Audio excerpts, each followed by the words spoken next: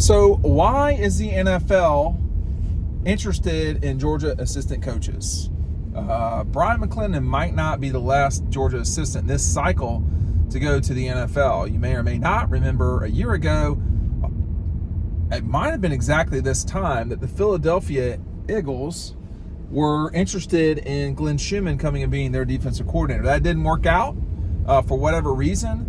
But it's not like this is some new thing. And, Brian McClendon left to go to the NFL yesterday with the Tampa Bay Bucks. It may be that Brian's the last guy that goes to the NFL this cycle. It may not be. So, who are the guys I'm talking about? Well, that's kind of what Dawg Post is for.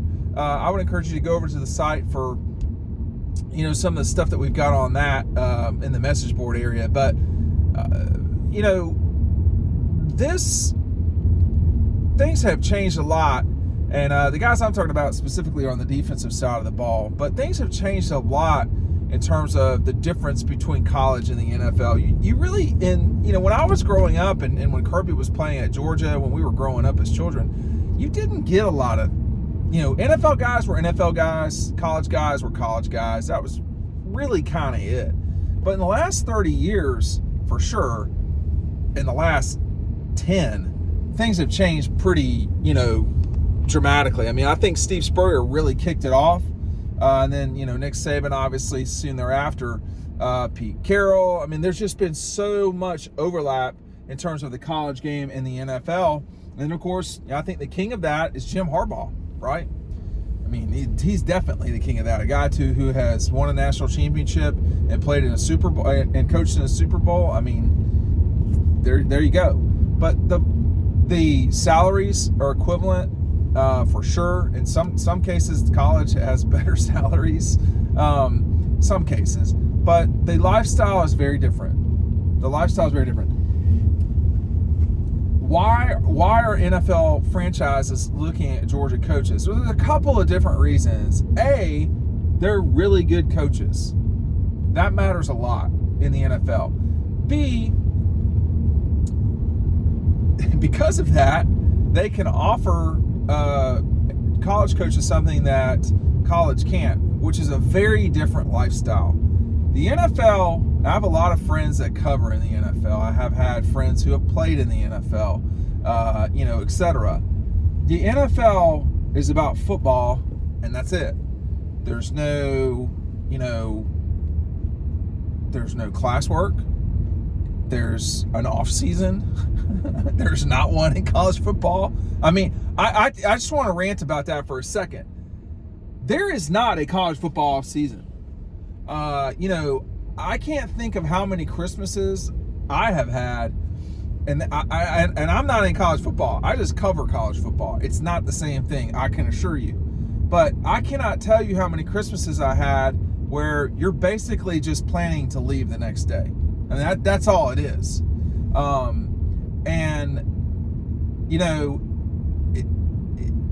For coaches, support staff, people in collegiate athletics, that's not what, 30 years ago, it was 20 years ago now. 25 years ago, excuse me.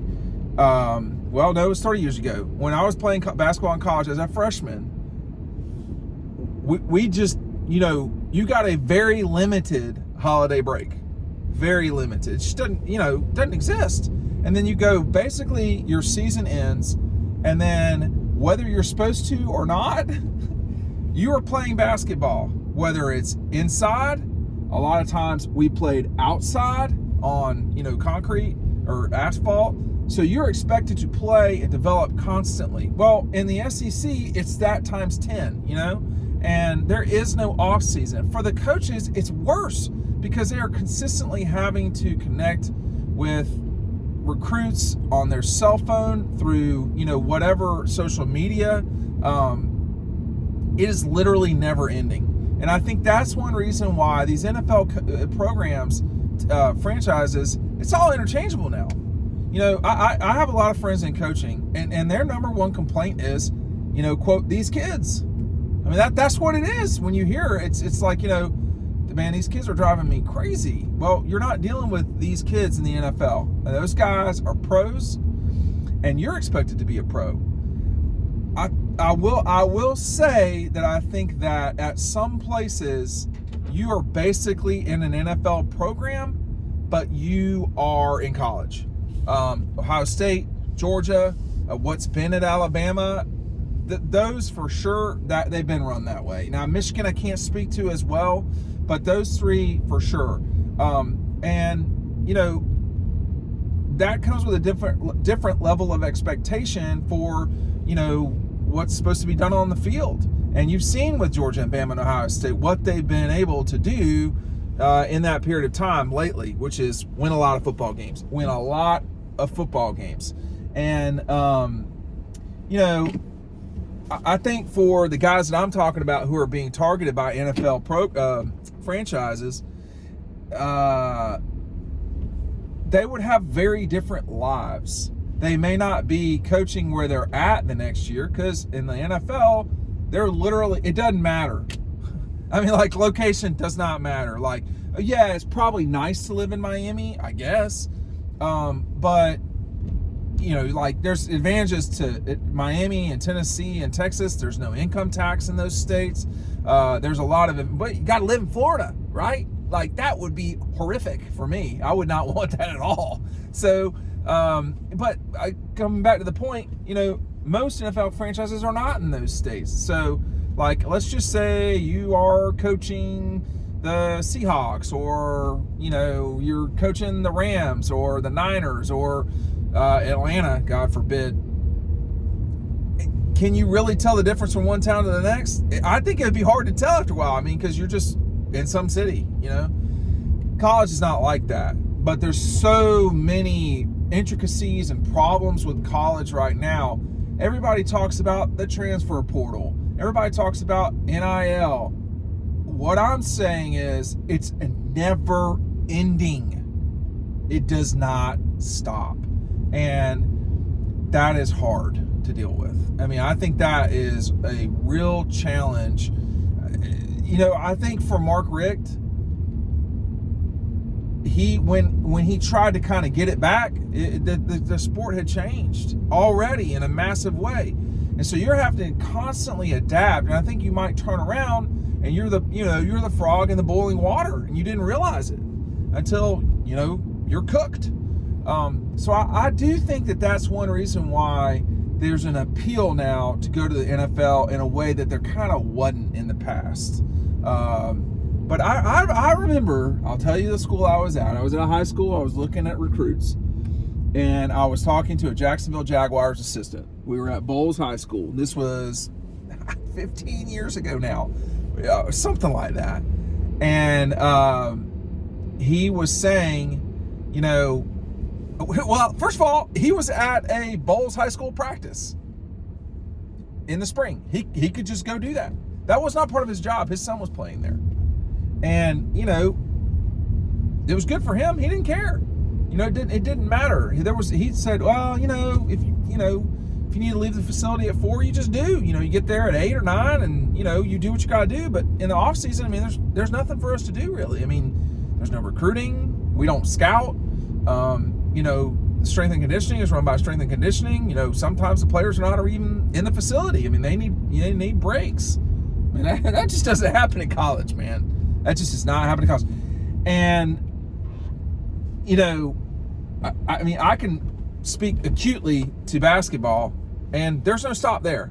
The time that you're supposed to get better in basketball is the summer. Well, guess what that is? That's your off time. Yeah, right.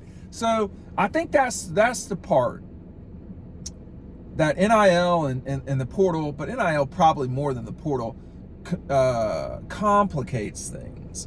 But these NFL franchises are going to be coming after college coaches, specifically at Georgia, because they're really good coaches. And you know, at Georgia, you have to have the capability not just to develop, but also to go recruit. In the NFL, these guys are going to coach and scheme, and, you know, you kind of got the players you got. Like, I mean, I'm sure Patrick Mahomes has developed in the last 2 years, but it's hard to tell because he's so damned good. When you look at Deebo Samuel, when you look at, some offensive tackle who's just amazing, it's hard to like. Did Ben Jones get better over time? Is there not at some stage there are diminishing returns because you hit 30, and in college guys never hit 24 unless they're Stetson Bennett collecting Social Security. It just doesn't happen. So there's a huge difference in culture between the two things, and I think I would not be shocked that more guys from college that are assistants go on to the NFL. The only caveat with that, and one of the guys I'm talking about very well probably will be a college coach, head coach. Going to the NFL is not necessarily the best way to get to be a college head coach. I think the best way to be a college head coach, as we've seen from Georgia, is be a successful assistant coach. Whether you're talking about Mel Tucker, Sam Pittman, Dan Lanning. I don't know if Shane Beamer was a successful assistant at Georgia, but he was a successful assistant in college football, generally speaking, and then now he's at South Carolina. So, and then Fran Brown. So there's a lot of guys who have come to Georgia and gone on to be head coaches at major institutions.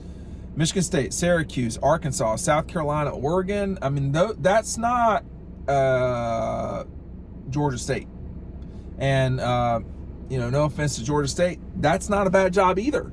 So it all depends on what you're looking to do. And I think in the case of the Dogs, a lot of those assistant coaches are wanting to be college head coaches. I think, though, there is value in going to the NFL and broadening your horizons that way too. But will it happen? we don't know until we know.